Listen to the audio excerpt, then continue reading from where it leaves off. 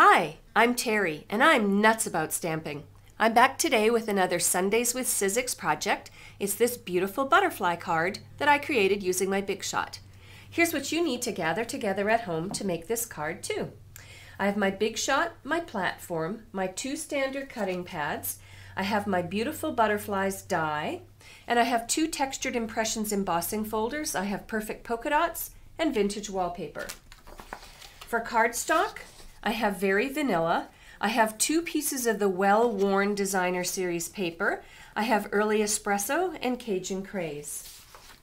I also used my scallop edge border punch, my Stampin' Dimensionals, and my snail adhesive.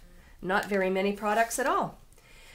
All right, I'll be back in a moment and I'll show you how to create the butterfly layer for the front of the card.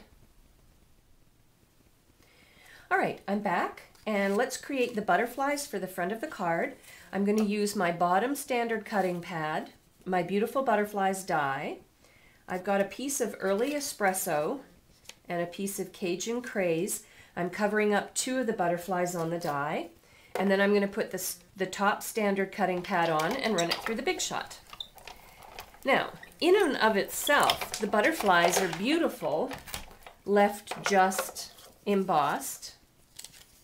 Or die cut, I'm sorry. But what I like to do is I like to add a little bit of texture to them. Just adds a little bit more interest to the butterflies. So I'm going to use my Textured Impressions embossing folders.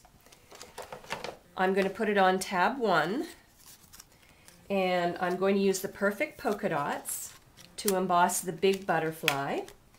So I've got the platform, the bottom standard cutting pad, my embossing folder with the butterfly, and the top standard cutting pad. Run that through. And then I'm going to bring it around again. And this time I'm going to emboss the smaller butterfly with the vintage wallpaper. And I'm going to place the butterfly so that the image of one of the textured pieces or strips or layers, is right in the center of the butterfly. So you can place your butterfly wherever you want it to be, but I kind of like that swirl in the center of my butterfly. And then using the same sandwich, I'm going to run that through. And then I'm done with that. So I've got that texturized. And then the big butterfly with the polka dots.